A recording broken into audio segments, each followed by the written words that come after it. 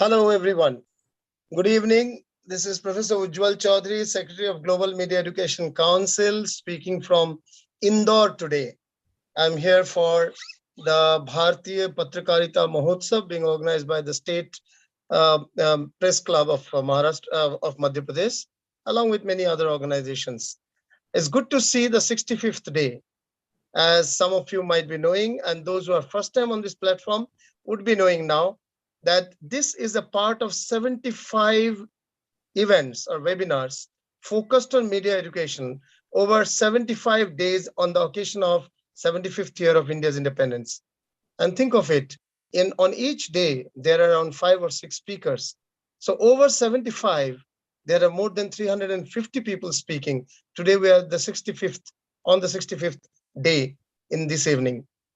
And each day, one media educator we are honoring as a sort of a jewel of Indian media education, either as eminent media educator or lifetime achievement award winner. And 64 have been done. 65th will be done today. This platform, Global Media Education Council, which now has membership from 10 countries, including India, started from India in the 75th year of India's independence. The idea was conceived around a year ago. This is that way a COVID baby, a typically COVID baby, because we were unable to meet one another. So we thought of creating a platform to meet one another, and not just that, meeting people whom we have not met, many of them have not met ever. So that's how this platform came up. And we had brainstorming sessions for 3 or 4 times.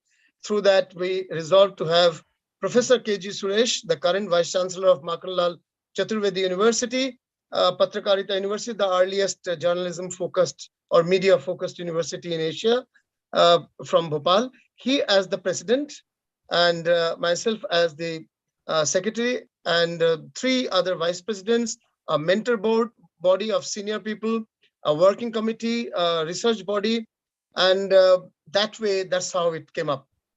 And our working committee has some of the brightest academicians, and today one of them will be leading this program, Dr. Juhi Pathak from Sarda University, Delhi. Now, similarly, each day, one leader from the working committee actually brings the entire panel together and leads this show. I must also inform that the idea, though, was born during the COVID, the idea is also to go into face-to-face or in-person meeting soon. That's what we are planning in October in Darjeeling. And we are also planning a global one. The Darjeeling one will be Indian one. The global one in Dhaka in January 2023. At this point, apart from India committee, we have the Dhaka committee, and we have an Africa committee already in place. And the global vice presidents from 10 countries is already there. The formulation, the not-for-profit platform has been created, and membership drive is on, and many other things are happening. I'm not giving time or spending time on that too much. I would like just to tell that these 75 series that's coming up, this is only the first program. There are 2-3 other programs after this 75 series is over on 30th April. We wanted to finish it on 10th April, but for certain reasons, it had gone extended, and the 75th evening will be on 30th April. May onwards, we'll start new initiatives, more research-oriented, more student-friendly, and even including an online placement and internship fair as well for our learners. But these 75 evenings is leading to 3 books. One book titled 75 Jewels of Indian Media Education is on the 75 award winners. The second book titled Reflections on Contemporary Media and Communication is on the summary, a written summary by the other speakers, foreign speakers, Indian speakers, other speakers other than the award winner. And then there is a third book, which is on contemporary media research, which is on research papers presented in these programs. Today, I don't see a research paper here, but on many days, there have been even 2 papers or 3 papers also. The best 50 are being selected, and Gauri Madam is a part of the research team, the selection team, the jury team, and we are coming out with the book later on. And each of these evenings, which is around 2 hours program, is being edited into 1-hour compact film to be shared with 700 plus institutes. It will be also on YouTube and will be shared with 700 plus institutes. Just now, this program is going live on YouTube and Facebook as well. So it's not the live audience alone, it's the films in 700 institutes and the 3 books as an outcome of this program. That would be, so you have the output, this program, and you have the outcome, the 3 books, the 75 films, and the body of knowledge that we create. And edinbox.com, which funded us, edinbox.com is going to actually utilize each of this content independently, as well as articles and videos as well. I wanted to put this at the beginning. The purpose is to bring all contemporary issues of media education on one platform, and not to only listen to academicians, but also to people coming from academicians of India, also people or academicians coming from outside India, and at times from the corporate sector.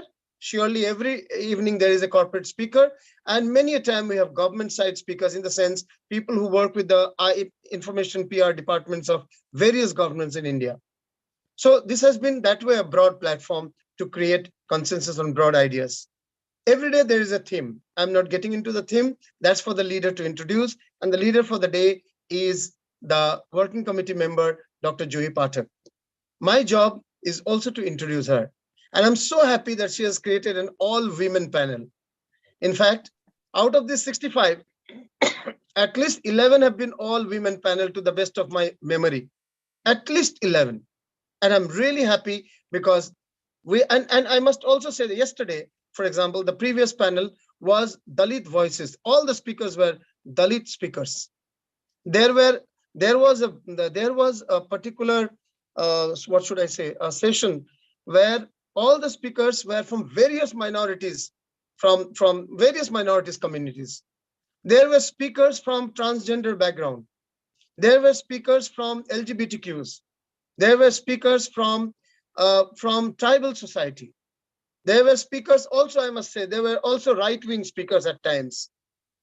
We wanted to create a broad platform of any point of view, any perspective, or just academicians, pure academicians.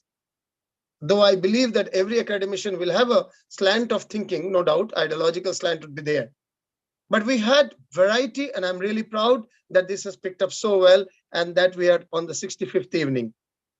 Dr. Juhi Pathak, who is the moderator of today and the working committee member of GMAC, is a professor, an assistant professor working with Sharda University, Delhi. She has her PhD, and she is a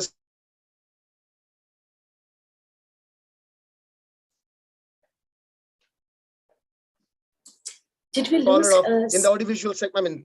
I mean, she has 4 books to her credit. 4 books to her credit so early in her life. I really appreciate. And her latest book, which is on Janu Barua. I hope you know, one of the eminent ace filmmaker of India, coming from northeast of India.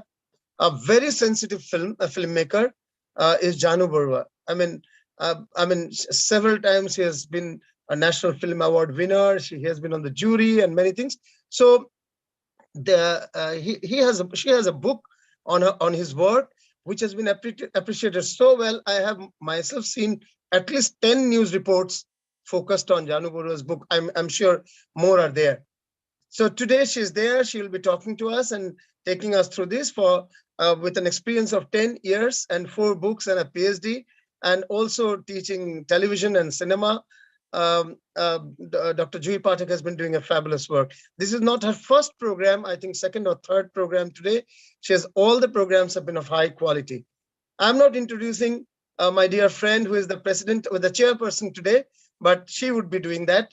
And all the other, she's also, our chairperson is also a very key member of the GMAC. And the other speakers who are speaking first time would also be introduced by Juhi.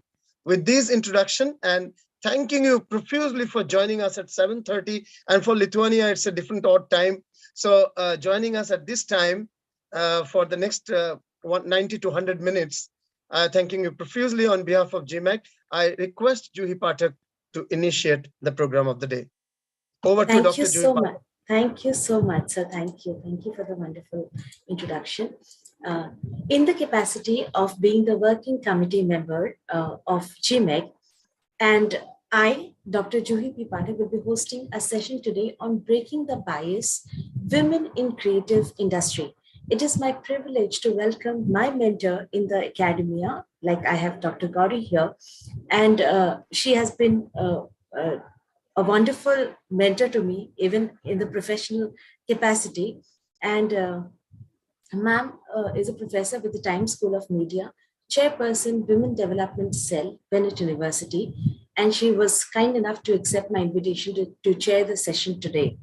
We have Ms. Suniti Ghoshal, ma'am, Director, India, New York Film Academy, for accepting my invitation today to be the chief guest of the session. Ms. Ketki Pandit, writer, educator, filmmaker, former associate professor, and acting head of the department, screenplay writing, Film and Television Institute of India, Pune, who graciously agreed to be the corporate speaker. And stalwarts in film studies, we have Dr.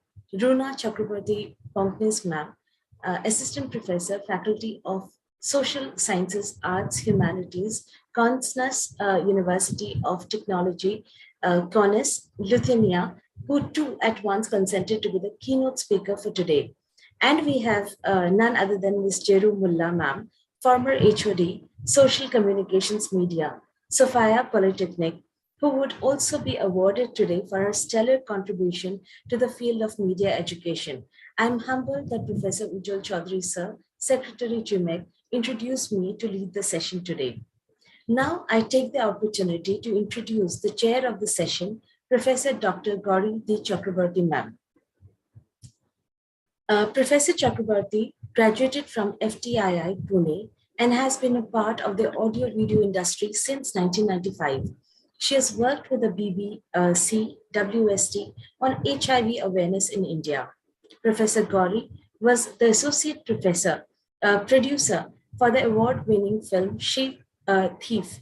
Dr. Gauri has been a media educator for the last 17 years, has co-headed the Amity School of Communication, Noida, from 2017 to 21. Her doctoral thesis explores representation of the emancipated other half in cinema of the city.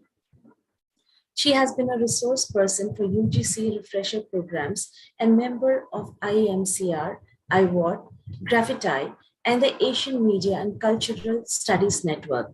She is currently exploring concepts of degendering, femvertising, and OTT in her research. Currently, ma'am is serving as professor, Times School of Media, Bennett University. Over to you, Gauri ma'am. Please set the stage for today's session. Thank you, Dr. Jugi. And I just would like to mention to Professor Chaudhary also gratitude. I have actually been placing the context of this conversation many times personally to Professor Chaudhary. And the reason for that is obviously the expanse at which GMEC is looking at tabling, at compiling the aspects of media education in this country. And to me, it was very important that the aspect of women participants and their immense contribution in the media and entertainment sector are condensed into some kind of a white paper which will help the vision for media education in the future. So definitely it's indeed an enormous feat to curate 75 sessions surrounding media education in India as envisioned by GCEC. And the past sessions, and many of them I have attended, amazing, intellectual, enriching sessions, have deliberated on many key aspects of media education, which include the length and breadth of educational edifice in the globe, actually. Now, today's session looks at one of the very important intersections that we need to discuss, and that is the participation of women in creative industries. I would like to just mention that the creative industries, namely advertising, film, video, photography, music, publishing, both traditional and electronic, gaming, they form the core and lifeblood of any creative economy. And we must always remember that creative economies have a huge part to play in the national GDP, both formally and informally. And a large portion of these intellectual and creative resources are invested in culture-based industries, the output of which may be tangible or intangible, but definitely the output is for repository for the times ahead. So films, for example, have a huge component or form a huge component of the creative industry. And we know that they are a key determinant to the popular culture. They form and break norms, so to say. And media, the larger edifice of media, has a huge contribution to the ecosystem of creative industries. We also at present are witnessing such a huge expansion of training institutions which are preparing young students to enter these industries.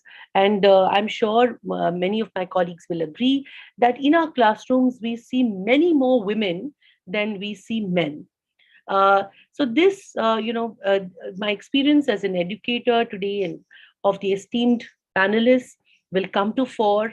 And the questions that I would like to raise, for everybody to think about and which come to me frequently are that with the growing megalith of growing, media creation and consumption, is there a greater presence of women in creative industries? And how does it impact the discourse? What is the career trajectory of female students who pick up media education? Does it have any significance to the larger narrative of change and the politics of representation? Have we focused enough on the ethnographic aspects of this participation of women, or let me also say non-male, if that also is appropriate, which enter a very patriarchal setup of media creation, of film industries? Does the narrative of India in terms of breaking the bias have a resonance with other parts of the world and other creative industries? Do we see a continuum, or is there some case study that needs our attention, which is a positive case study? Does representation of gender on screen have a connect to these creator ecosystems of industries, especially films? Are there any blind spots which need our attention? Is there enough diversity of voices? And what are the aspects of inclusivity in media education itself? So, the session today poses to discuss and debate on some of the aspects of the discourse of women and their contribution in creative industry. The panel will have both an objective and, let me also tell you, a reflexive approach to deliberate on this issue. It is also important to mention at a forum like this, which has media educators, the work that is being done in certain pockets, which I think is making creative industries much more gender neutral. So I hope that you're aware that there is Women in Cinema Collective, which is working in the Malayalam film industry. Its founding members are people like Beena Paul, a legend herself. WOCC's vision is to have equal spaces and equal opportunities for women in cinema. And they endeavor towards a professional workspace which is safe and non-discriminatory. Now, this in turn, I'm hoping, will encourage more women to engage with creative industries, especially filmmaking industries, whether it's mainstream or regional. Then, in the 100 years of cinema's existence in India, I'd also like to place, because Ketki is here, Ketki is part of the Screenwriters Association, the first gender sensitization workshop organized by SWA was, let's say, a couple of years ago in 2018 by Paramita Vora. I think that is also a nugget of information which the people who are attending this session may like to discover more, research on more. And then there's the Indian Women Cinematographers Collective, which has some of the best technical hands: Fauzia Fatima, Deepti Gupta, Savita Singh, Neha Parthi Matyani. So why are these facts critical? Why are these nuggets of information critical? Because they clearly show that participation of women in creative industries is, quote unquote, a work in progress. And I mention these bits of information because there are 2 points I want to highlight. Women in creative industries, like especially the film industry, mostly enter through some kind of formal training. Therefore, this conversation today was very critical to GCSE. And they're just, these the issues that sometimes women raise are just not like pay parity, but a systemic block in creative industries where opportunities organically many times may be based on networking within a largely patriarchal system. So the efforts of WCC, IWCC, or Gender Workshop, what they do is they allow an interface of thought and action which should create more women as part of crews and part of discussions on the women's perspective, or again, I'll say, quote unquote, a non-male perspective, to the output and the outcome that creative industries have. And these are very valuable steps to discuss and bring this as part of a discussion on media education. And the panelists today are, it's a great panel because amazingly, all of our panelists have a distinct interaction with what we are discussing. For example, Professor Jeru Mula, she has a legendary background, and Jeru has witnessed, innumerable batches of women graduates in the media. Occasionally, and even Suniti today is one of her students, and every time I'm at a forum, I end up meeting somebody who has been under the tutelage of Professor Mula. And Suniti has, for example, received training in India and at NYFA in the United States. And, Suniti will be able to highlight the perspective of women breaking the celluloid ceiling in terms of an international background.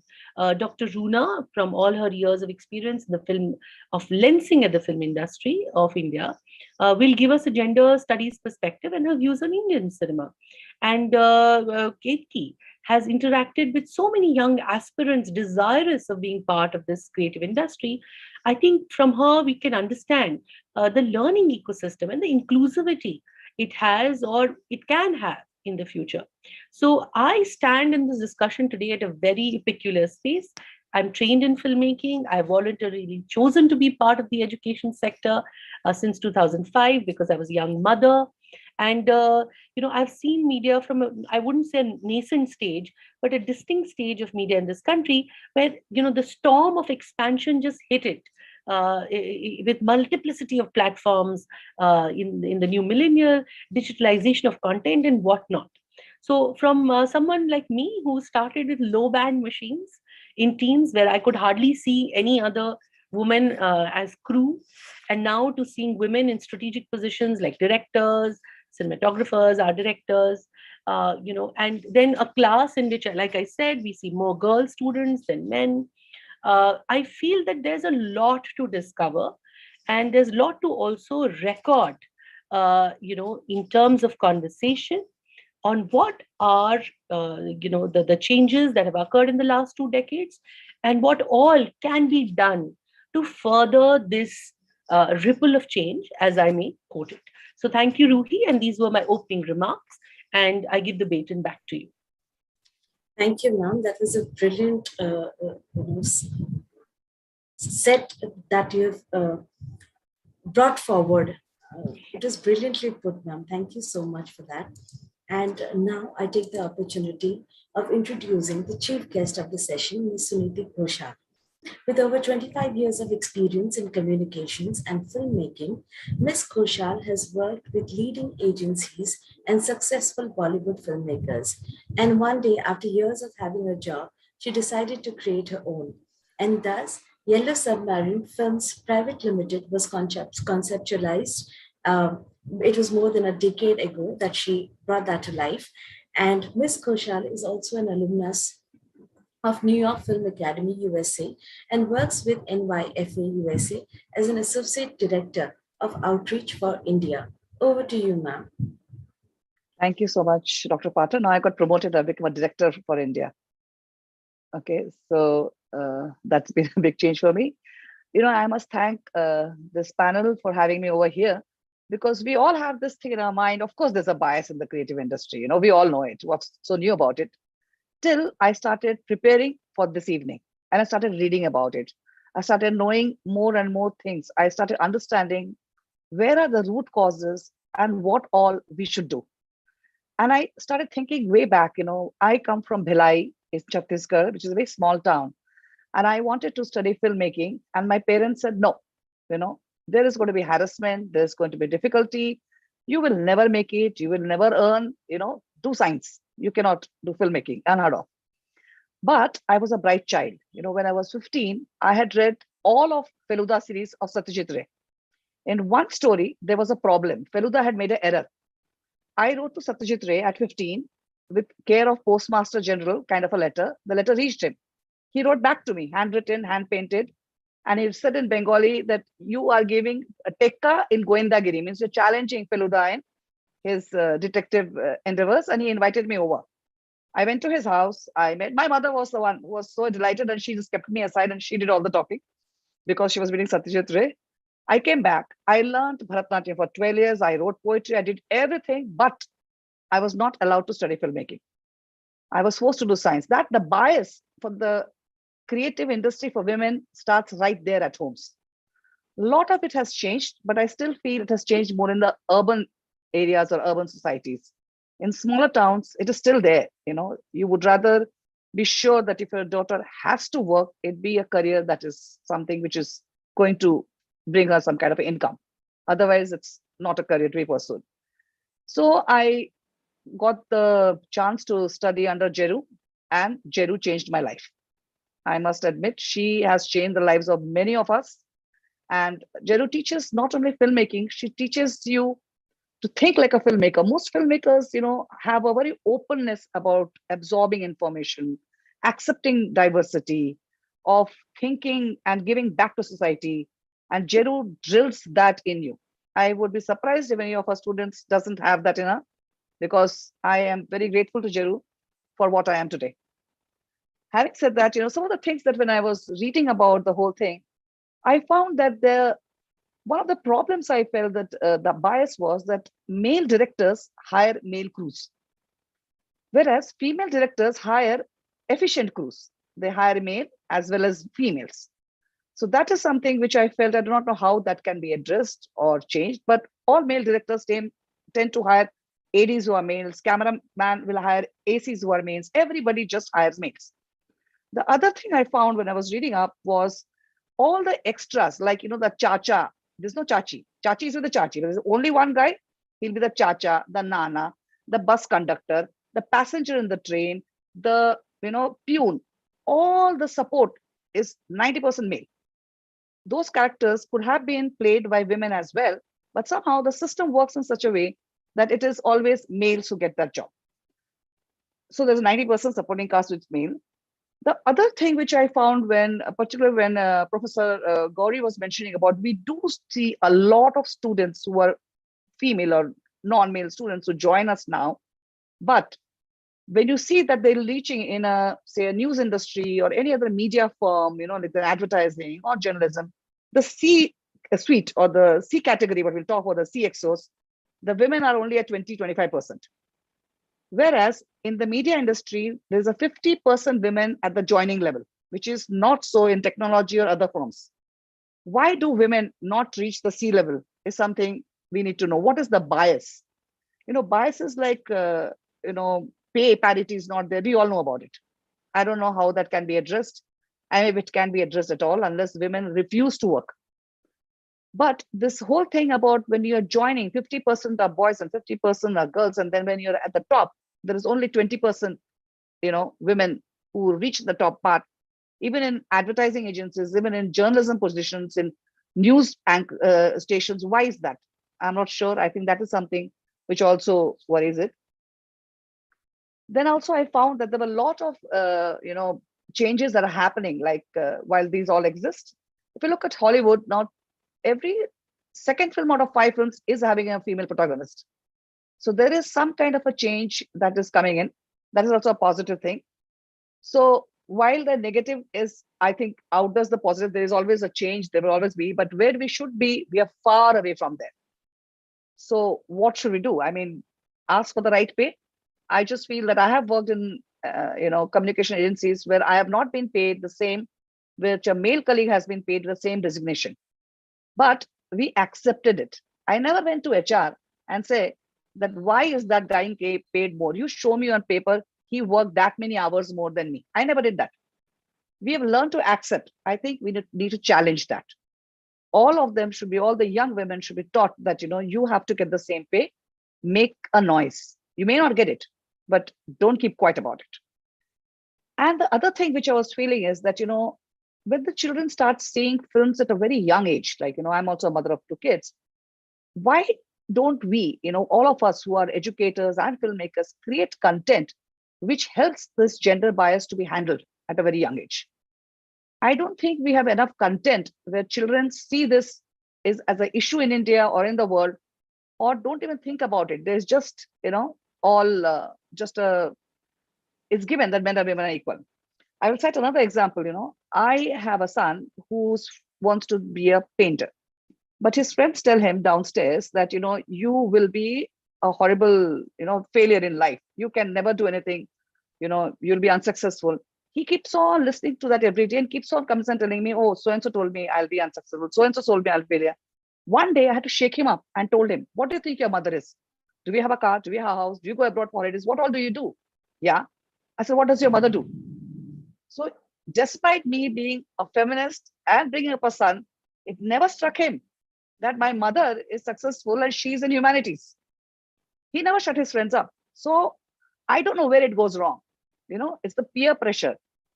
Living in a house, I'm a single mom, living in a house with a mom who's running the house, everything, it still doesn't strike him that there's nothing wrong in doing humanities. The bias is always there that when a male friend says that you'll be unsuccessful, he will come and talk about it. So I think the conditioning has to change from the time they start watching. 2-year-old, 3-year-old, what do they watch? Are we giving them the right information, giving them the right exposure to what a gender bias is about? What should they do? Anyway, these are my thoughts, but I will leave you with one thought, which came to me also. Why don't we sit back and once think, how would the industry have been, the entire media entertainment industry, if there was not a single woman in that? I don't know. I think it wouldn't have existed. So thank you for giving me this opportunity, and I would love to participate as we go forward. And thank you once again, Dr. Juhi. Thank you so much, ma'am, for the wonderful articulated expression on the topic. And the last question that you have left us with is indeed a thought-provoking. Now it's time to bestow the honors on Ms. Jeru Mullah, ma'am, for a stellar contribution to media education. I would like to take a moment to introduce Ms. Mullah. Ms. Mullah was the head of Social Communications Media Department, Sophia Polytechnic, Mumbai, from 1986 to 2013. She has been teaching film appreciation, photography, and the fundamental concepts of communications and supervising student documentaries at Sophia Polytechnic for over 30 years now. Currently, she continues to teach films and photography as a visiting faculty at Sophia Polytechnic and its symbiosis Pune.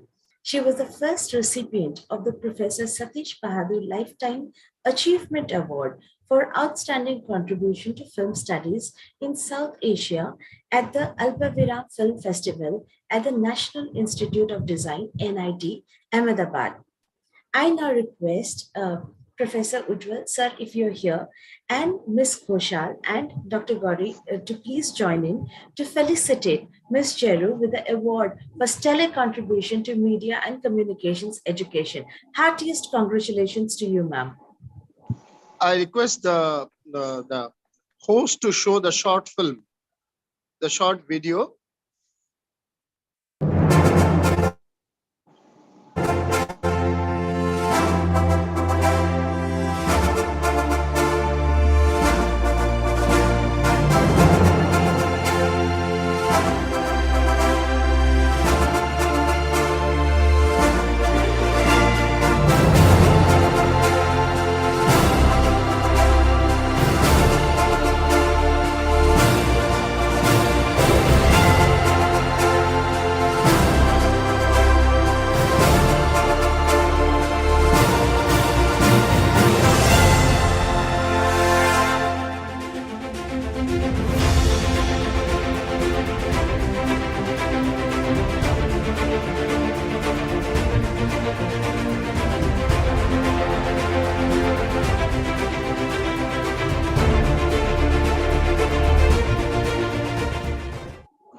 Congratulations, madam. This certificate signed by 9 vice presidents from 9 countries, our president and myself as secretary, would be coming to you very soon. But before that, before I express my happiness, I would like to ask you one question. Were you also taking sessions in Xavier Institute of Communication during Jane Swami, during Madam James Swami's directorship? Right. So you had Sunita just now speak about your mentorship of her. Let me now express that you have taken my class. You have taken my session when I was a student of Xavier Institute of Communication. And though it was not a series of sessions, but a few sessions, and you and Minakshi Shetty were very eloquent in their sessions, I remember. It's a lot of learning that time. I'm happy. And I've just heard that you would now also conduct workshops in Symbiosis Institute of Media and Communication once in a while. Okay. You are mute. So Jerry, you are you're mute. muted, huh? You are mute.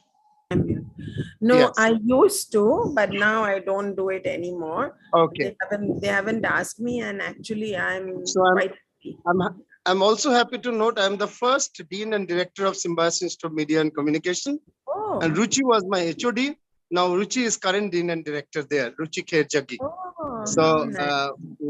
it's good to know, good to see that in some context we have met. It's good that I've met you as a student. And today it's good to meet you when I see you being awarded and recognized for your stellar contribution, particularly in film studies. So our President, Vice Chancellor KG Suresh, myself as Secretary, and all our Vice Presidents and from across the country, including all our research body members and working committee members, are proud to confer. It's an honor for us to confer this stellar contribution award to you tonight.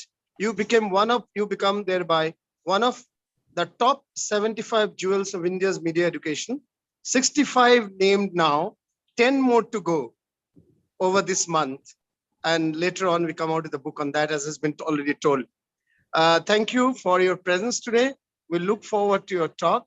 Very, very erudite talk given by, and very perceptive talk given by Sunita ma'am just a few minutes earlier, and very pertinent questions taken up. I once again reiterate, we have, including today, we have 11 panels only of women scholars, practitioners, academics, and every day we had at least one or more lady speaker. And we're proud that most of our working committee members are bright young lady academics like Juhi today. Over to you, Jeru ma'am, for your address.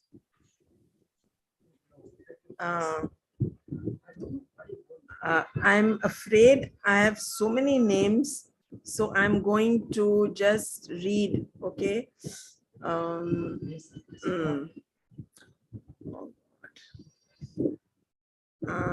Wait, I'll just, where do I do this?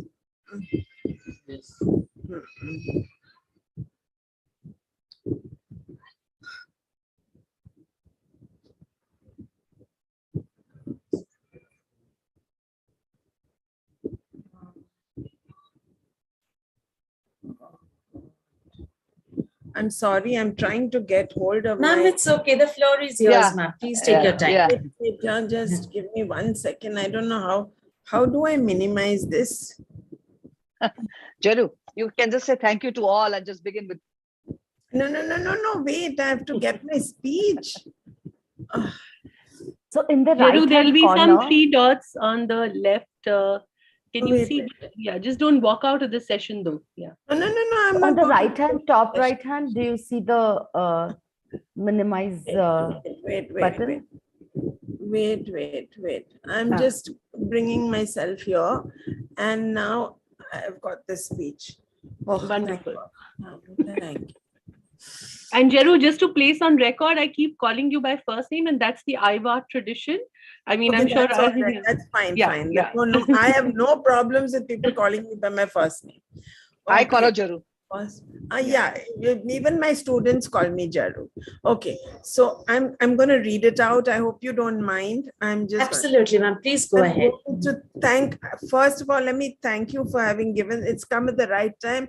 I was in hospital with an inflamed salivary gland. I've just recovered, so I'm really happy. I am so obsessed with films. I watch them all day, so much so that my husband confiscates the mobile on which I watch them.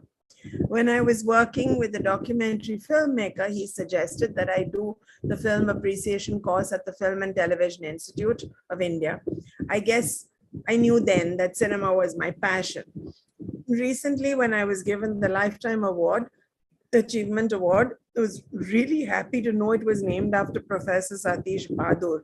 He was one of them who shaped the course. Recently, I've been reading P.K. Nair's book, Yesterday's Films for Tomorrow. Nair was also known as a celluloid man. He too influenced me, as did Rashid Irani and Professor Suresh Chabria. I learned a lot from all of them. I'm very, very proud that many of my students are in positions of unbelievable creativity today, to name a few. In the early years from my second batch, there was Smriti Nevatia, Mini Ved, and Anjali Puri. Smriti Nevatia won an award for co-direction of Best Film Award for co-direction for Best Film at Bird's Eye View Festival for 6 Yards to Democracy. She's also worked on scripting and research of award-winning documentaries such as City of Photos, Lakshmi and Me, Gulabi Gang. That is with the Nishta Jain. She was also co-editor on Reena Mohan's Kamlabai. Reena is also an IOART member. She's curated many festivals and co-authored a book on gender. She's also been on juries and awards.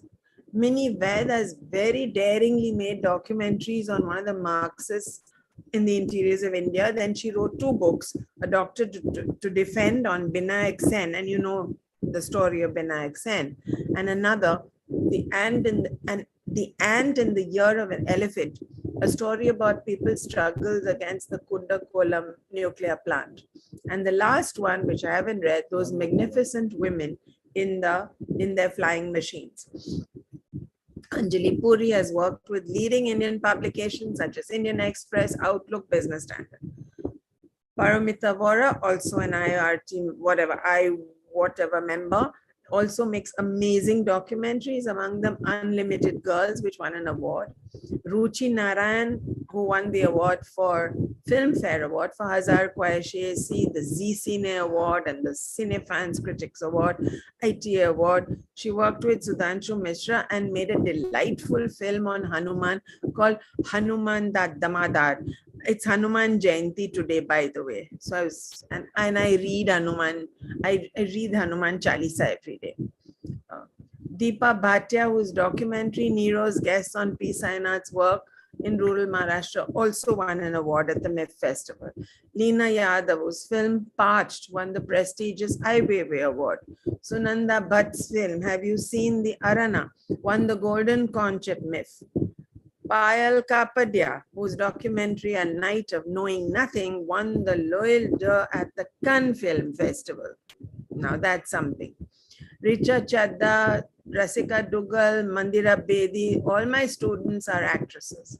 Some have turned into writers, like Sanjukta Chawla, who scripted the dialogues for Delhi Crime, which was an award-winning serial. Rasika acted in it. Surabhi Sharma made a documentary called Jari Mari of the women in the slums in the globalization period.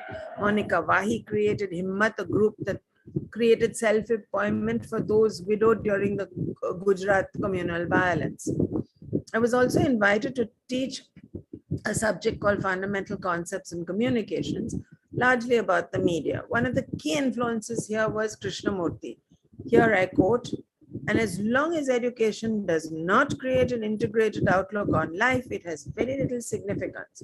Of what value is it to be trained as lawyers if we perpetuate litigation? Of what value is knowledge if we continue in our confusion?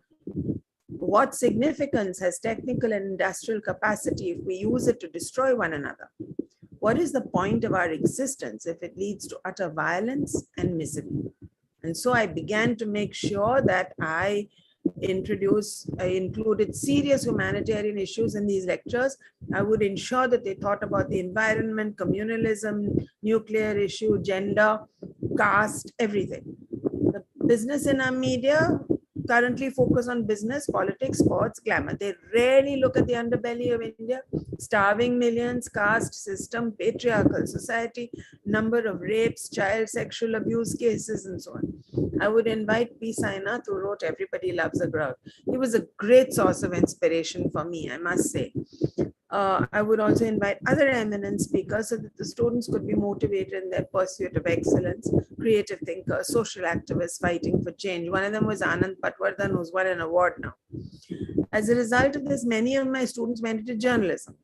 Priyanka Kakodkar, who without fear writes about suicides in rural Maharashtra. She's won the Prem Bhatia, Chameli Devi and Statman Awards. Smriti Kopikar has won the Sanskriti Award. Tina Noshian is the editor of Sunday Midday, and under her supervision, the circulation has increased drastically. Gauri Vij has a heart of gold. Anuradha Sen Gupta, Anupama Manloy. Anuradha invited me to lunch in the midst of my depression regarding my health. Very sweet. Considering the corporate profit, I just want to see myself. How do I see myself? You have to press on the Zoom icon. Huh? Zoom icon. Okay, doesn't matter now. I can't see myself. It's okay. Considering the profit-oriented nature of the media system, one does not really expect that the students would be able to engender any magical, radical change. However, there are spaces that they can take an advantage of. And over the years, many of my students have done so. One of my students, Shabnam Minmala, wrote a thoroughly researched story on under-trial prisoners, which was admitted as a suo motu petition. As a result, 30 under-trial prisoners who were in prison longer than the maximum sentence for their crime were released from Mumbai prison, and more than 100 were later released from Maharashtra state prisons. By the way, I'm writing a book on my father, so she's edited my father's memoirs. She recently also won an award for a children's book. Two other students won the People's Union for Civil Liberties, Human Rights, People's Union for Civil Liberties, Human Rights Award, one for coverage of the communal violence in Gujarat in 2002, that is Dion Pancha, and the other Sashwati Bora for stories in the Asian Aid on the appalling conditions in the Arthur Road jail.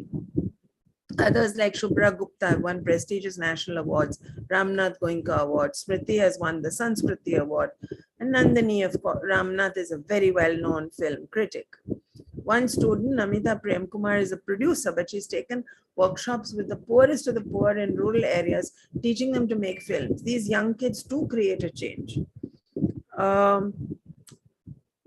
Rohit, a brickyard worker who made a film on building a toilet for his mother, took the film and showed it in the panchayat levels and got toilets built for his community. Chinmay from Odisha, who's a rag picker, showed her film on substance abuse and got dendrite banned in her community. Z5 has taken all the films and will be showcasing them. Namita has been honored with the Filmfare Award for a short film and a humanitarian award from the Queen of Netherlands.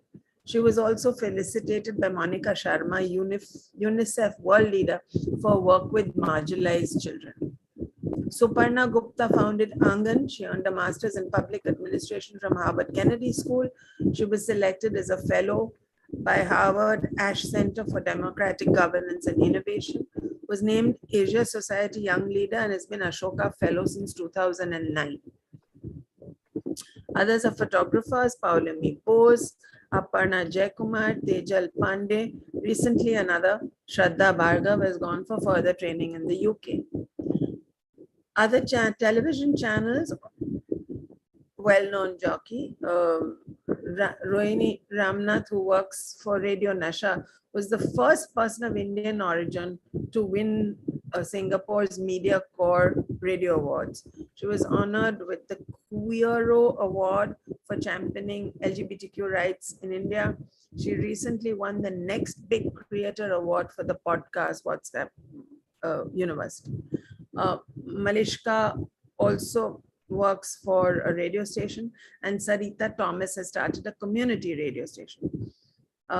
Currently, Nirmita Gupta, also my student, is running the department. She's doing an excellent job. And there's Shaima Rajagopal, and Smriti also teaches there. So is Anushka Rovshan Shivdasani, who also won some Gelman grant in Chicago at the School of Art Institute of Chicago. Others are teaching in the United States. Sonora Jha has just written a book, How to Raise a Feminist Son. You have to read that, Suniti Ghoshal. Suniti, you have to read that. Okay. I will, Janu. Yeah, and I was delighted to find myself mentioned in it. Then Tula Goenka won an award for the PBS film Dancing on Mother Earth about the singer-songwriter Joanne Shenandoah, the Chancellor's Award for Public Engagement and Scholarship, Inspirational Award because of social justice work. She's worked with Spike Lee. She's also teaching at Syracuse University. My reward is the work my students do and the letters of appreciation they write. I've received many. This is just one from Anjalika Sharma. Dear Jaru, I'm thanking you for inspiring me to work in the media. I was asked to do a film on hunger for a local organization called the Vermont Campaign to End Childhood Hunger. I volunteered and started driving around the state, interviewing teachers and state food workers. The result was a film called Hidden Hunger, which they're currently showing across the state. Last month, they floored me by presenting me with the Humanitarian of the Year award from the organization. The only thing I was able to do anything here was because I used the first lesson you taught us at SCM, to use the media for social communications, to use the media to build awareness and sow the seeds for social change. You taught us not to worry about money, but to try and do good work. I still have a long way to go, Jaru, but thank you for showing me the path. I hope to be doing many more projects that will be true to the lessons you taught us. Message I would like to give students and teachers is to move beyond rote learning to independent thinking, from doing whatever the teacher tells you to do to question everything you're taught, or else we are all going to be the puppets of our politician masters. In ending, I would once again thank you all for giving me this award. Thank you so much. It has meant a lot. Ma'am, we are honored and privileged. Ma'am, can you see yourself now? Can you see the screen? I can't see. Okay. Shall you close your presentation? Now I can see. Yes. So happy for you, ma'am, and especially the long list of students. It only reiterates all the more why you should be awarded with a stellar contribution to media and communication education. Really, ma'am, that list was an impeccable record of all your students, and how well they have done only shows your mentorship. It's a reflection on how. And I'm very happy to see Suniti here, because she's also one of my students, and she had come one day and she gave me lovely coffee mugs. Come on, Jaru. Okay, moving forward, ma'am, and the panelists, now we will be releasing our book today, a book that celebrates the women alumni of FTII over 6 decades. As a premier film education institute established in the early 60s, FTII has the impeccable record of producing some of the most varied and diverse storytellers in the country. This includes women alumni who have broken into new territories and contributed as pioneers in filmmaking, as innovators and creators. The diverse careers of these women alumni also corresponds with evolution of the film and television industry itself. To acknowledge and celebrate the inspirations, challenges, and achievements of the women alumni trained at FTII in specializations like direction, script writing, cinematography, sound recording, production design, acting, and production, FTII, in association with Publications Division, Ministry of Information and Broadcasting, Government of India, has created this compilation titled Balancing the Wisdom Tree, an anthology of FTII's women alumni. I now request the panelists, and especially we have the editor of the book here, Professor Dr. Gauri Chakrabarti ma'am. I request her to please release and launch the book on this platform tonight. Juhi, it's a pleasure to release it when Jeru is there. So an honor. What is that? Congratulations. Yes, ma'am. Thank you so much. Thank you so much. Ma'am, you have to speak a few words on the book now. Yes, I just want to give the context of the book for all media educators. Again, this was a desire to place it in the 75 years that we are celebrating. I just would like to submit that these 75 years also have the establishment of FTII for 60 years, 6 decades. And it is pertinent to notice that the women who have graduated from FTII have had an immense contribution to the growth of media and entertainment in the country. And just want to, Juhi, read out just one para from the editor's note to give a context. The passage through its 60 years of existence is not only revealing of the socio-cultural dynamic in India, but has the potency to inform the coming decades as well. A series of conversations and reminiscences uncover the transformation of media and entertainment in this country. Quantitatively, a brief insight into the number of alumni reveal important narrative. In the 35 years between 1965 to 2000, 150 women graduated, while approximately 350 women were trained between 2000 to 2019.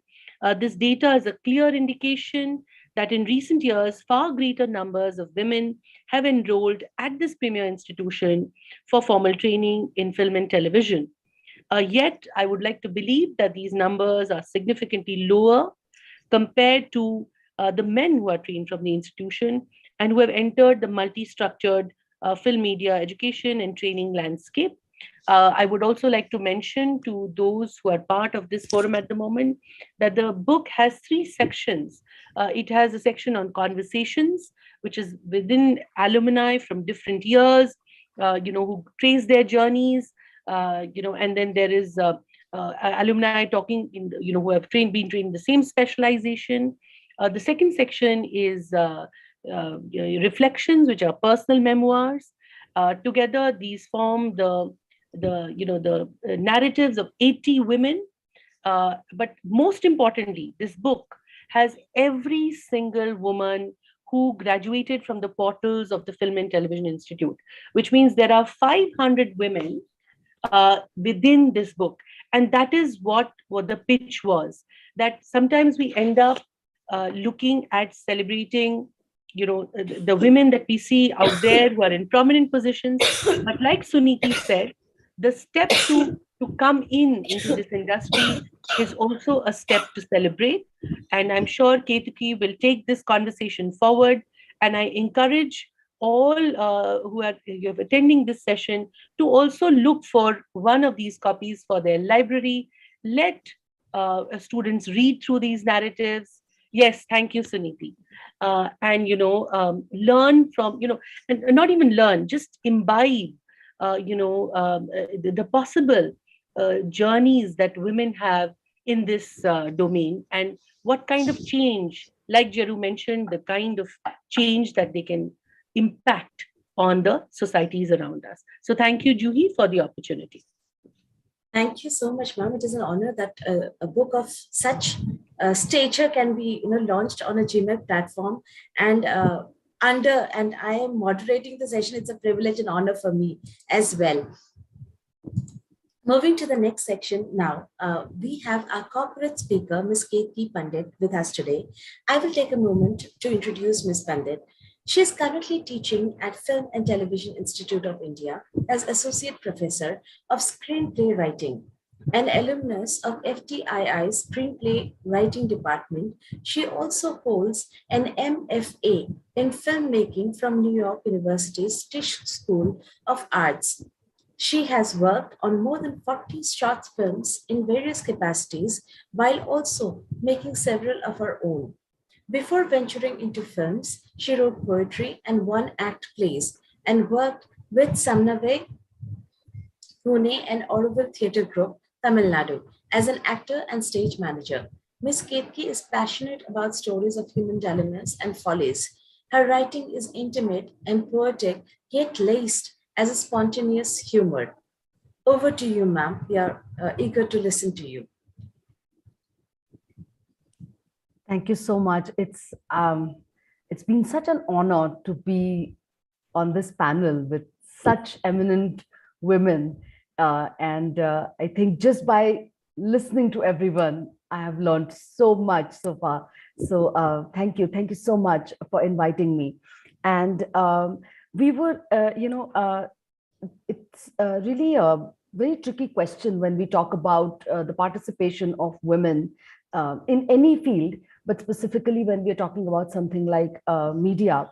Because on one hand, of course, we have, it's not that women haven't been participating.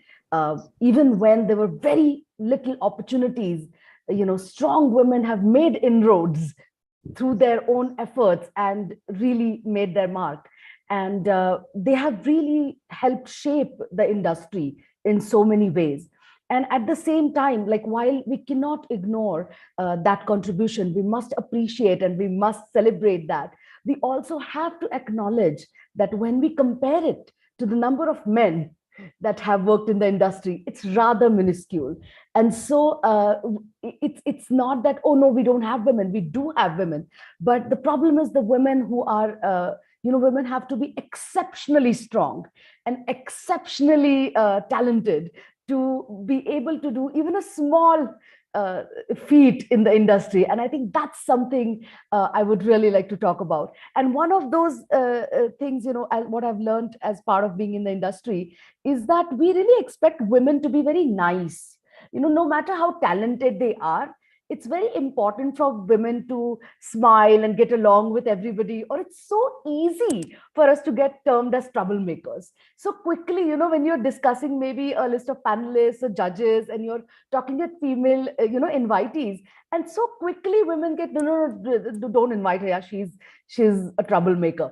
And it's so interesting that this burden that we have as women to be nice, to be good natured, to be sweet, it actually makes it very, very hard, despite no matter how talented we are, to make our mark in the industry. And of course, like Suniti also shared, that while at the entry level there are so many of us, but as we go ahead, when we look at looking at head of the departments in film industry, it's, the numbers are really appalling. Some 15-16% in Hindi industry, and in South India hardly 1 or 2%. Like, it's heartbreakingly low, the numbers. And one wonders why. And of course, one understands that there is a certain, we don't have the same kind of patriarchy anymore, where it's oh, because you're a woman, you won't be able to. Nobody is going to diss you directly, but there is a nuanced patriarchy that we are fighting with right now, which doesn't get pronounced, which doesn't get spoken out, and yet it's very much there. And that actually one can really see in terms of how few women, like the, how we call the films is a director's medium. And when we look at the number of women directors that we have, even with the communities, like I come from Pune, a city that has a really, really rich tradition of theater. And yet, out of that entire rich theater tradition, hardly any women directors have come up. And it's really surprising that nobody will say it aloud, but it's there. And it's actually even harder now for us in some ways to fight this nuanced patriarchy, because it doesn't appear so clearly out there. One of the things I also fear is, I also assume, is that because, like Jeru ma'am said, that this is a profit-making industry, so much money is involved, and nobody really wants to trust women with money. When you're saying that, okay, the director is the captain of the ship, and you're saying that, okay, 35 crores have to be invested in this project, then one very inherently, intuitively wants to trust a man with that kind of money and not a woman with that kind of money. So that's also another challenge. Again, no matter how good we are fighting these biases that will not be spoken out, but which really, really, truly are out there, and they exist. Another thing I felt, so when I was doing my thesis film for my NYU course, I was shooting it in Pune. And one of the things I realized was, I had a friend, one of my classmates, who was a Taiwanese person. And so she and I, we were very, very good friends. And I realized, because I had an international person on the set, it was so much easier for me to command the respect of of all, especially the male crew members. Until she had arrived, I had struggled to get my thoughts across. But once they saw that this international person is listening to this director, then it became much easier for me to command their respect. And I thought that that was a very interesting thing, the kind of gimmicks one has to play to, again, fight this very nuanced patriarchy. And one of the things recently, I think, as I'm writing a feature film, and the director told me that, I understand that you're a feminist. I'm also a feminist. But when you're writing, you must leave feminism behind. And it was a very interesting, it led to a very long and interesting discussion about, when you are portraying women characters who have a lot of fire, who make their own decisions, and immediately you get termed as this new age feminist. And I had to go way back to the examples of, Sita, that once she left the marriage, she never went back. And even at the cost of risking the future of her own unborn children, who instead of growing up in a palace as the heirs and, crown princes or princesses, she chose to raise them in an ashram. For what? For her own self-respect. And this idea that that self-respect of women is something very new, and it's a new age philosophy of educated women, is, I think, another thing that one has to fight constantly. Because when we go back to the stories that have really lasted for thousands of years, we don't find such submissive women characters. All those women are pure fire, they have really, and so it's very interesting again to, so this is again a very, to sort of say that, no, I'm not compromising the story by bringing in my feminism. I'm actually elevating it. I'm actually trying to make it more interesting, because that's where the stories come from, when there is friction, when there is, and so this has been another learning for me as a working professional, to be told off, and then you have to prove that, no, I know what I'm doing. It's not feminism. It's actually story principles. And one thing that I, as an educator, I feel very strongly about that. Yes, we do see, like Gauri ma'am said, that we do see a lot of women now enrolling in these courses. But when we look at where they're coming from, we will see that most of them are from very urban and well-to-do backgrounds. They come from families where education is already quite prized. They don't come from backgrounds where they have to fight for education itself. And we do have, especially if you look at all the women directors in the industry right now, you will see that they all have, and not to take away from their talent, but you need to have a platform to launch yourself on. Otherwise, you really do not have a hope to a great extent. And so we don't have a female Nagraj Manjore. We don't have a woman who has just gotten up from streets and really raised herself and been a director. And one would ask, why would we need that? Because we don't know what stories those women would tell. The stories we have heard are of educated urban women, and that is what is shaping our narrative. And so if we really want to be inclusive, I really, in fact, almost I wanted to ask Ujjwal sir that, how many women were there in the Dalit panel yesterday? So, because the women's voices are essentially the voices of women like me, who were born in families that basically placed their daughter's education on a priority. And so, although we had our struggles, just like Suniti ma'am, I was also told to do science. So I did my engineering before moving to cinema, but I was allowed, at some point to at least pursue what I wanted to.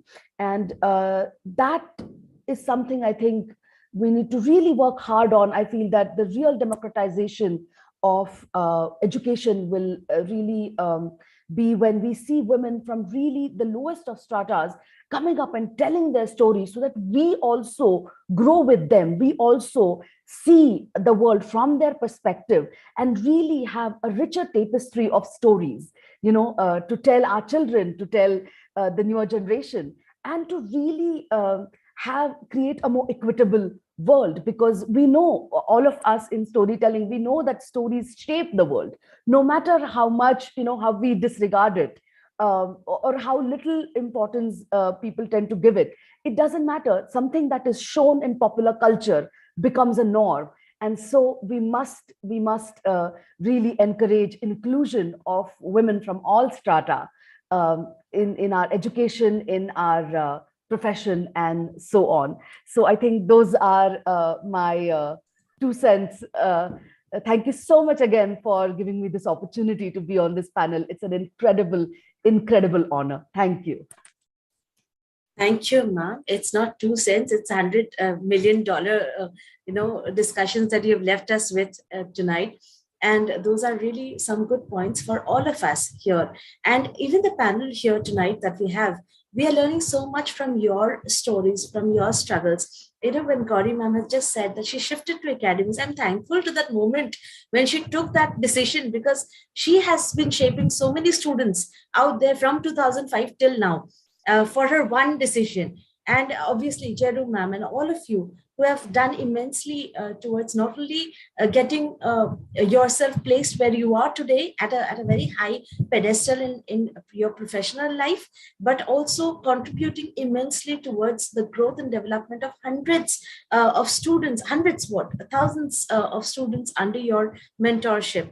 Really grateful. And Ketki ma'am, you've really left us with a hopeful we are hopeful for a better tomorrow, with a lot of inclusivity and equitable distribution of not only in professional workspaces, but also in our general life as such. Thank you for the talk. And now we come to the section where we have our keynote speaker, Dr. Runa Chakraborty Ponsis ma'am. Ma'am, I'm sorry if I've not pronounced your surname correctly. You may please correct me if I'm wrong. I would take a moment to introduce Dr. Runa. She is an assistant professor, Faculty of Social Sciences, Arts and Humanities, Kaunas University of Technology, Kaunas, Lithuania. And today she has joined us from the other part of the world. And we are really grateful to you, ma'am, for your valuable time. Please, ma'am, over to you.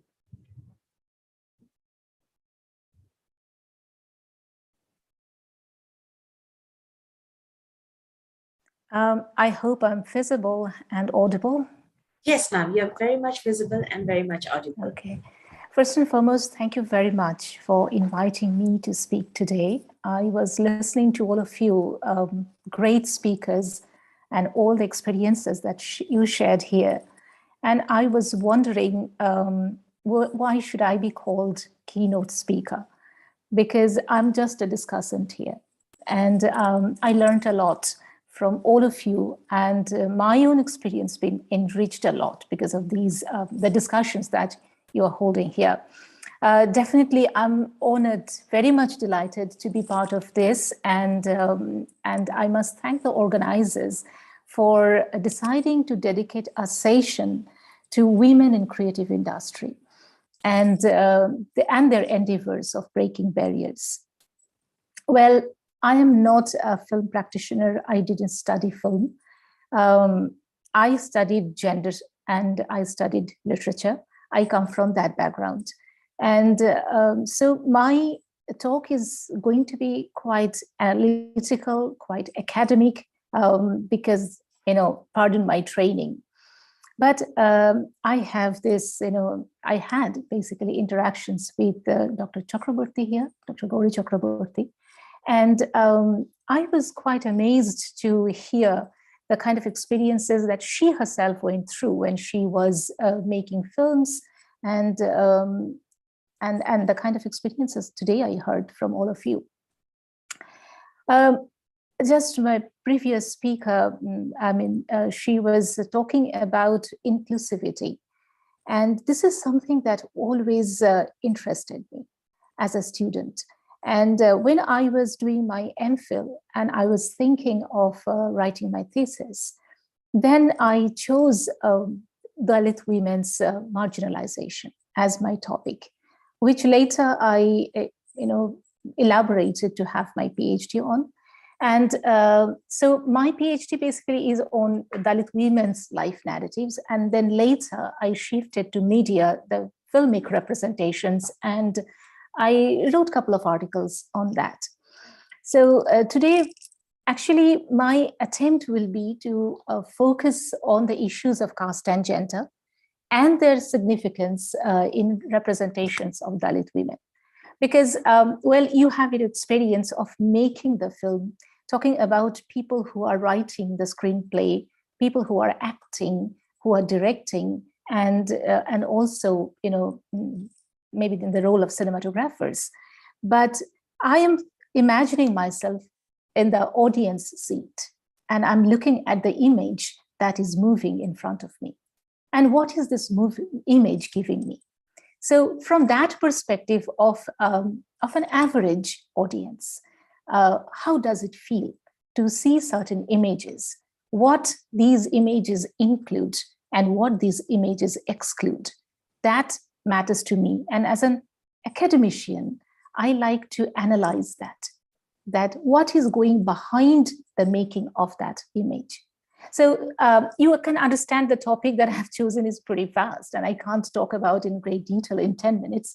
So I have decided to actually focus on 2 key points, to highlight 2 key points or 2 key areas, hoping that they will throw some light on these issues and initiate further discussions. Since I tend to digress when I talk, I decided to read my speech or article or paper, whatever you call it.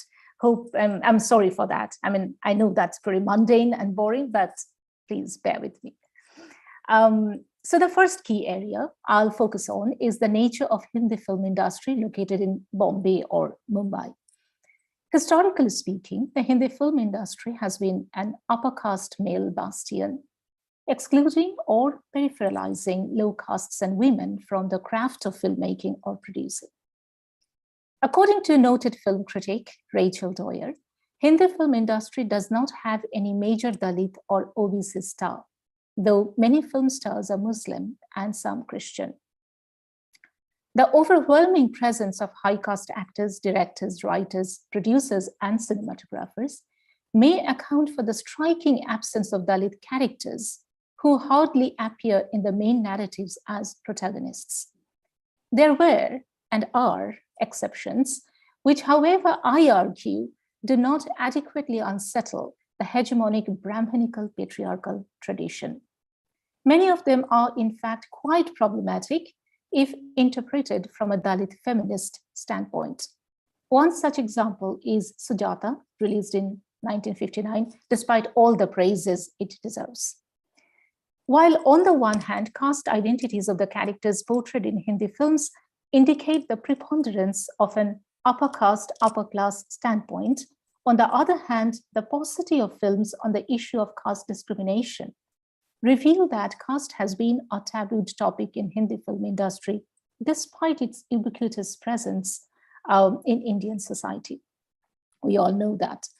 Besides, the general tendency in Hindi films has either been to silence caste discourse by employing caste-neutral markers while presenting Brahminical rights and norms customs as the norm, or to discuss caste bigotry in a manner which is not holistic and nuanced.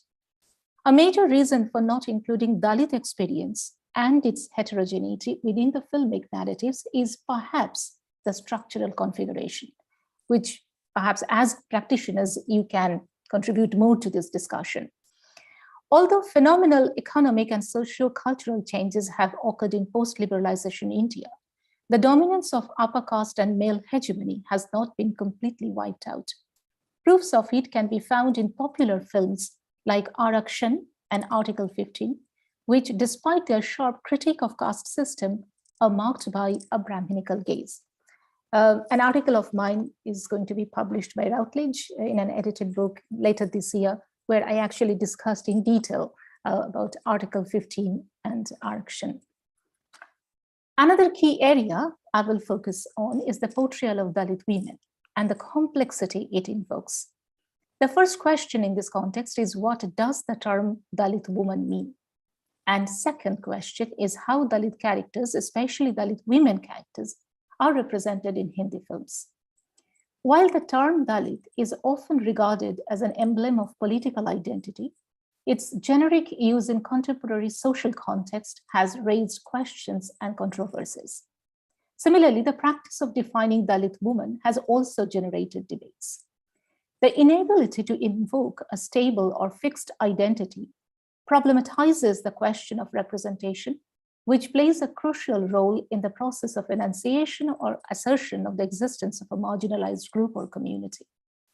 The issue has become more controversial in present time since violence against women, especially Dalit women in India, has escalated alarmingly. In a context like this, the notion of a woman's agency, especially the agency of Dalit women, raises several questions and demands a nuanced interpretation. A Dalit woman's existence is often made precarious by her location at the intersections of no less than 3 significant social categories, namely caste, class, and gender. Therefore, not only a Dalit woman is oppressed because of her caste or class status, but she is also subjugated because of her gender. And hence, as many scholars have pointed out, a Dalit woman is a Dalit among the Dalits. Although there are criticisms against the tendency to implement Kimberly Crenshaw's theory of intersectionality in Indian context, yet there are arguments that support the use of intersectionality as a framework that facilitates understanding of vulnerabilities and trauma associated with specific identities that are simultaneously at work. At the same time, we must remember that Dalit woman in itself is a heterogeneous category, and therefore a volatile and contested terrain, especially when we talk about agency. However, at a more macro level, Dalit women's experiences have never been adequately addressed, either in women's movements or in Dalit movements. While the former was oblivious to the significance of caste in an average Indian's life, the latter was impervious to the issue of gender equality. This double marginalization led to the invisibilization of Dalit women from cultural contexts. This brings me to the second question, that is depiction of Dalit women in Hindi films. Usurpation of Dalit voice by a Brahminical power structure operative within the Hindi film industry, which I already talked about, is most strikingly visible in the representations of Dalit women who are historically depicted as submissive, docile, and non-agentic. They are generally portrayed as powerless victims of caste and gender violence. Example of such stereotypical representation is found in Achyut Kanya, the first Hindi film that made the issue of caste its central theme. Since all of us know about, so I can skip this part, you know the story of Achyut Kanya, so I can skip this part. So needless to say, focus on Dalit subjectivity has shifted significantly since the time of Achyut Kanya, but the depiction of Dalit life has not been sufficiently altered. Dalit women are largely absent in filmic representations and even in films critiquing caste-based hierarchy. They remain in most cases a peripheral existence. Instances of exceptions are found in the parallel cinema, especially in the films of Benegal and Nihalni, but these examples are few and rare. In contemporary times, there are films that question social injustice and caste-based atrocities, but the layered nature of Dalit women's experiences, as well as the question of their agency, often remains outside the ambit of filmic narratives. Priyadarshan's Akrosh, that I could think of, makes an attempt to portray Dalit women outside its traditional image of a victim or a non-entity, but it fails to garner credibility. Maybe because the person is male, coming from a more privileged background, so the gaze still remains problematic. Furthermore, instances of appropriation of Dalit women's voices are also found in otherwise critically acclaimed films like Bandit Queen. We all know about the controversies, so I'm not going into that. Such representations often provoke debates regarding the necessity of building a Dalit feminist consciousness, which ought to be disseminated through mediated representations. An interesting example in this regard is Neeraj Gaiwan's recent film Gili Puchi, which is part of an anthology called Ajib Dastan, released on Netflix in 2021. The film, which is narrated through the eyes of a Bengali Dalit queer female factory worker, focuses on various layers of marginality. Similarly, Jyoti Nisha's documentary, B.R. Ambedkar Now and Then, as well as Rajesh Rajamani's short film, The Discreet Charm of Savarnas, often refreshingly gives new perspectives on Dalit Bahujan feminism, Dalit Bahujan movement, as well as Brahminical hypocrisy. Now, keeping these transformations in mind, we may hope that a process of breaking caste and gender barriers is underway. But honestly speaking, I'm not that much hopeful. So I will end on a pessimistic note though. However, very few films have explored the complex nature of oppression endured by Dalit women. The range of women characters, as well as the shades of emotion that are found in literature produced by Dalit women writers, is strikingly missing in films. And this is a question that I would like to pose to all of you who are involved in the craft in whatever capacity, that why is it so? Why we see so much of powerful writing by Dalit women writers and so many shades and emotions there, why it's not represented in films. Finally, in a world like ours, where hypermedia engagement and social media visibility determine our active social and political presence, the near erasure and invisibility of Dalit women in popular Hindi films poses serious questions, not only at the politics of representation, but also at the gap between the existing social reality and its reflection through dominant media forms. Thank you once again for giving me this opportunity to speak to all of you. Thank you so much, ma'am. Dr. Juhi? Yes, sir. Dr. Runa, very, very engaging talk, very timely talk as well.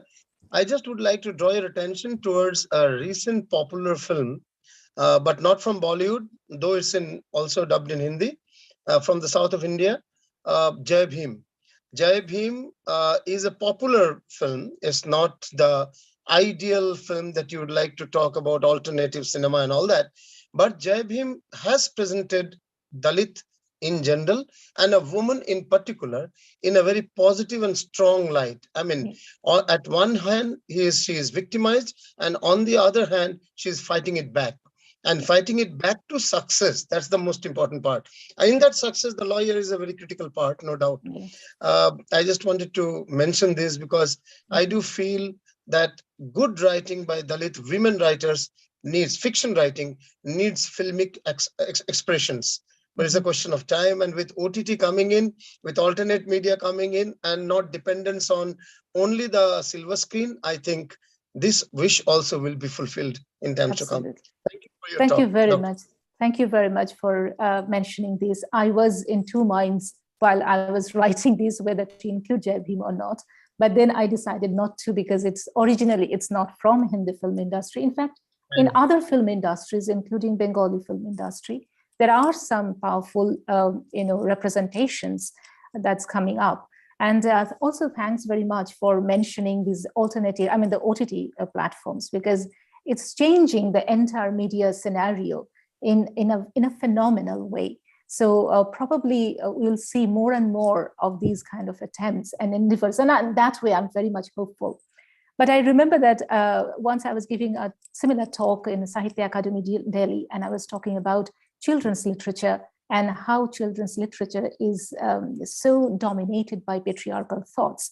And there were writers there, and I was telling them, would it be possible for them to write these alternative fairy tales, where we really don't have to look up to a prince, but a princess or just a common woman be the protagonist. And in this case, it would be very nice to see, that kind of filmic representations, and where Dalit woman may be at the center stage, and not just as a powerless victim, and especially when there is a rising Dalit middle class, and there are so many Dalit women who are doing so well. where is the representation? And if that representation is not there, perhaps this gap will remain. I mean, it will be a huge gap to be bridged. But anyway, thanks very much. Two quick additions, if I may be allowed once again. One, Yes, please, sir. there is a Dalit OTT being planned, an Wow. OTT platform focusing only on Dalit content. I know some of the friends, obviously they're raising fund and doing all that, the required thing. That's one part. Second, public perception of Dalit empowerment beyond the Dalits, I mean, among the non-Dalits, public perception, unfortunately, has been somewhat shadowed by the character of Mayawati, from where she rose, which was very heroic, but where she ended, which was very sad. And at this point of time, she is almost towards oblivion and completely shadowed or taken over by the fascistic narrative of BJP. But that is a very sad thing. Otherwise, the way she rose from nowhere and a fabulous empowerment, sense of empowerment that she brought among Dalits, unfortunately has been lost. At this point of time, I find in some pockets, not everywhere, in some pockets, this one, Chandrasekhar Ravan catching the hope of the Dalit community. But otherwise, Republican parties have gone down. I mean, there is a crisis in representation of the Dalit in the public mind, particularly socio-politically. There is a crisis, no doubt. Yeah. That also affects the cinematic and other creative expressions. Can I just say something? Yes. Please, ma'am, please. Yeah, I gave a talk on caste, and right now I'm reading Ambedkar's Annihilation of Caste. So Right. it's got a wonderful introduction by Arundhati Roy, and I was really enjoying your talk very, very much, and I agree with you that there is very, poor representation of Dalit women, undoubtedly. Thank you very much. Actually, yeah. Thank you, ma'am. Thank you, Ujjwal sir and Mullah ma'am, for adding your perspectives to it. And now we are almost at the close end of our session tonight, and I invite our session chair, Professor Gauri, to please sum up the entire session with your remarks, ma'am. Thank you so much, Dr. Juhi. And like mentioned before, we were expecting this session to be full of takeaways, and I think that's what it ultimately is. And I'm going to, take a different approach and go backwards to surmise the session, because I see a lot of resonance between what Dr. Runa has placed on the table and what Ketki mentioned. And I think what emerges very clearly is that though there is an allowance of education and we are seeing more voices in the current media landscape, I think what we really need, like Ketki said, is a richer tapestry of stories. And Dr. Runa, I must mention here that your talk was very critical to this conversation. In fact, it closes it on the most pertinent issue of rethinking, like you said, quote unquote, looking at the image. This forum at GCEC also encourages the research side of looking at media industries, and it is for media educators, not just the participants here. The proceedings will also be read by many more, and therefore I think the way you talked about the complexity, the heterogeneity of the Dalit women, and here I must add that, for example, people like Maheen Mirza, who have formed the Ektara collective, I think those are great interventions to bring that heterogeneity, through the voices of the people in the collective who become, both the people lensing at their own lives as well as those who are telling the story. So I think there is some intervention, and that will go a long way. And we also had examples of Jai Bhim, for example, to discuss how regional cinema is, bringing in or has brought in, but now with the expansion of digital platforms, there will be more conversation. Coming back to Suniti's talk, which began, the day for today, the evening, I think I was expecting this range of views because, like I said, there's a reflexive way also to look at participation of women in the creative industries. And I think Suniti did a very interesting thing of placing herself in that position and then taking us through some statistics of, of storytellers, of people who have the voice. And I think what's interesting is she said, make a noise, but I would say make a noise with that voice. And she also talked about how cinema sanskars, and I'd put it that way, quote unquote, can bring in gender sensitization and conditioning. To finish, I'd like to surmise on what Jeru did. And I think, Jeru, my respect for you has increased wayfold because like a true educator, without, you just brought in, your students, and how humbling for us as your juniors can it be to see you talk about your students when you receive an award. It's a great learning experience for me particularly, and for the panelists. And I have had the pleasure of working with you, Jeru, but today was, I will carry this home with a distinct flavor.